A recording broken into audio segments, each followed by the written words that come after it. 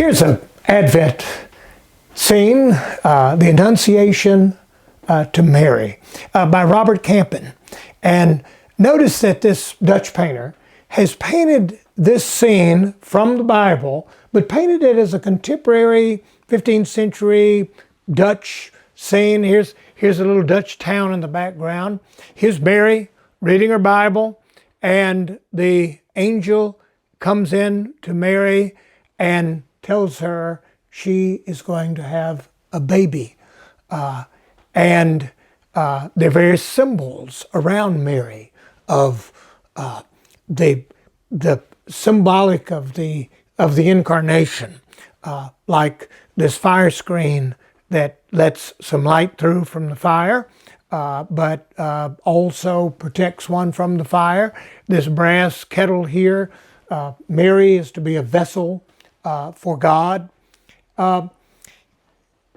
Incarnation is about that kind of wonder of the enfleshment of God. The great truth that, is really the heart of the Christian faith, that God Almighty refused to stay aloof, obscure, became among us, and self-defined, God in the flesh, God with us. Well, that's a kind of a different way of thinking about the practice of the Christian faith. We speak of going to church. We normally think of religion as something that we do. It's a means by which we get closer to God. Why? It's a way that we can better align ourselves with God.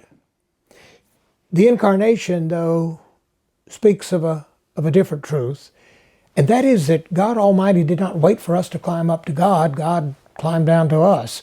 That God came to us.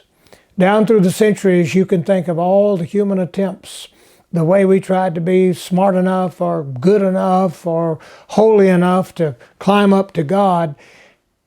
And then on a starlit night, in the first century in an obscure part of the world, God Almighty climbed down to us and became one of us.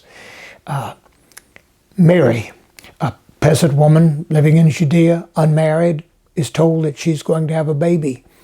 And this baby would be a blessing to the whole world.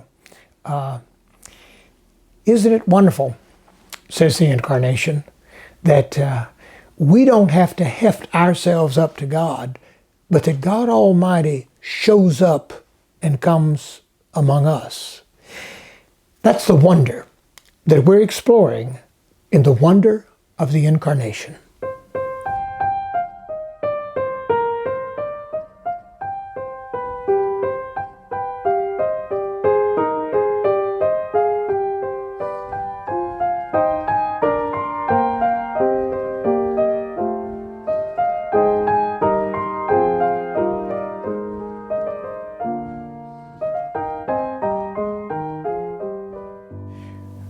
We looked at this Annunciation, where a virgin named Mary, a poor peasant woman, unmarried, is surprised by this angel saying, "Hello, Mary, God's got plans for you."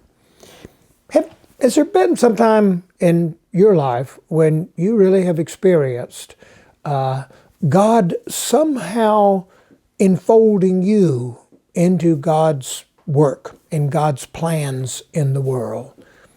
Think about that as you think about Incarnation. And here's the second question, and that is, the Gospels portray the birth of Christ as an embarrassment, a shock, of course, to Mary, who was unmarried, and an embarrassment to Joseph, who is told that his fiancée is going to be bringing forth a baby. Maybe that's meant to remind us that sometimes God's intrusions among us are embarrassing, dislocating, surprising. Have you experienced that in some of God's enlistment of you? That's incarnation too.